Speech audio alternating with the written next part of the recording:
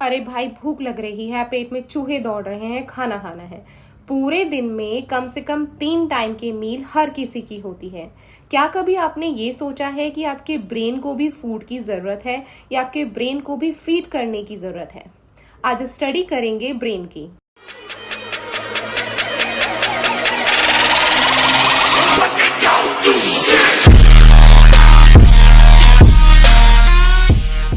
हमारे ब्रेन में एक स्ट्रक्चर होता है हिपोकैम्पस, जिसे कॉम्पोनेंट या फिर ग्रे मैटर भी बोला जाता है। अब बात करते हैं हिपोकैम्पस आखिर लोकेट कहाँ होता है आपके ब्रेन में।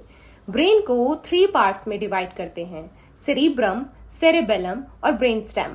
आज हम बात करेंगे सिर्फ सेरिब्रम की। सेरिब्रम को 2 पार्ट्स में डिवाइड करते हैं: राइट हेमिस्फेयर और लेफ्ट हेमिस्फेयर। राइट और लेफ्ट दोनों को ही 4 लॉब्स में डिवाइड किया गया है। पहला लॉब है फ्रंटल, सेकंड है पैराइटल, थर्ड है ऑक्सीपिटल या फिर इसे एक्सीपिटल भी कहते हैं, फोर्थ है टेम्परल लोब। और हिपोकैम्पस लोकेट होता है टेम्परल लोब में। हिपोकैम्पस एक स्टोर की तरह काम करता है जो कि आपकी लॉन्ग टर्म और शॉर्ट टर्म मेमोरी को सेव करता है, और जब आप उन्हें याद करना चाहें तो आपकी उन मेमोरीज को एक्टिवेट करें। चलिए एग्जाम्पल से इसे समझें। कल मैंने आपको एक फॉर्मूला दिया और आज मैंने मॉर्निंग में आपसे पूछा, तो आपके हिपोकैम्पस में स्टोर होने की वजह से हिपोकैम्पस उसे रीएक्टिवेट करेगा, फिर आप मुझे आज बता पाओगे। Second, long term.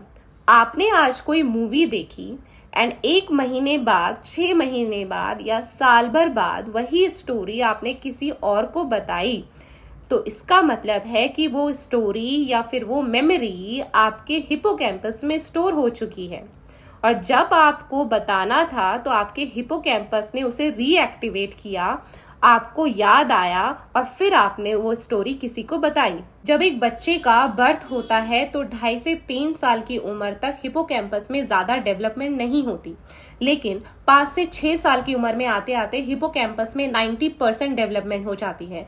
अगर आपने ध्यान दिया हो तो बच्चों की मेमोरी बहुत तेज होती है, बहुत जल्दी चीज़ें भूलते नहीं हैं और बहुत लंबे टाइम तक याद रखते हैं। यही रीज़न है, और यही हिपोकैम्पस 30 से 40 की उम्र में आते आते श्रिंक होना शुरू हो जाता है, जिसकी वजह से आप कई बार छोटी छोटी चीज़ें रख के भी भूल जाते हैं, यानी शॉर्ट टर्म मेमोरी पे इफेक्ट पड़ता है। और 60 से 70 की उम्र में आते आते ये श्रिंकेज इतनी बढ़ जाती है कि आपकी शॉर्ट टर्म और लॉन्ग टर्म मेमोरी दोनों पे इफेक्ट पड़ता है। अगर बुजुर्गों पे कभी ध्यान दिया हो तो वो बहुत जल्दी चीजें भूल जाते हैं, क्योंकि हिपोकैम्पस में श्रिंकेज बढ़ जाती है। लेकिन अभी तो मैंने बताया था कि 5 से 6 साल की उम्र तक आते आते 90% डेवलपमेंट होती है हिपोकैम्पस में। फिर ऐसा क्या हो जाता है कि 30 साल की उम्र आते आते हिपोकैम्पस में श्रिंकेज आने लग जाती है। हिपोकैम्पस की श्रिंकेज का रीजन हो सकता है सेडेंटरी लाइफस्टाइल, फिजिकल एक्टिविटी ना करना, स्ट्रेस, डिप्रेशन, एंजाइटी, या फिर किसी को कभी कोई ब्रेन इंजरी हुई हो तो। अब ये होता कैसे है?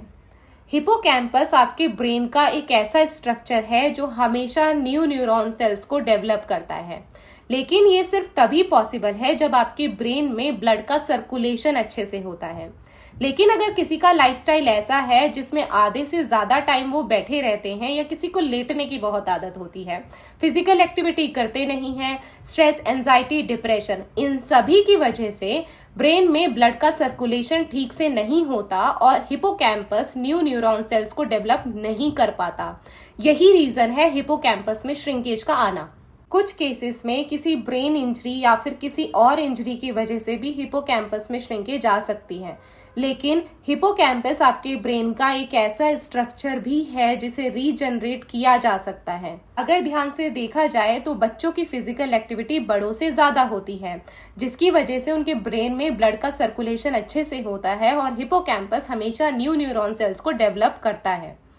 अपनी कुछ मेमोरीज को हर कोई सेव करके रखना चाहता है, तो इट्स गुड कि आप अपने लाइफस्टाइल में 20 से 30 मिनट की कोई भी फिजिकल एक्टिविटी इंक्लूड करो हफ्ते में 5 दिन। 5 दिन नहीं कर सकते तो 3 दिन करिए। जिम नहीं जा सकते तो वॉक करो, पजल गेम खेलो, गार्डनिंग करो, कोई भी ऐसी एक्टिविटी जिसमें आपका ब्रेन और आपकी बॉडी दोनों इंक्लूड हो। इन शॉर्ट, आपके ब्रेन का फूड है एक्सरसाइज, फिजिकल एक्टिविटी।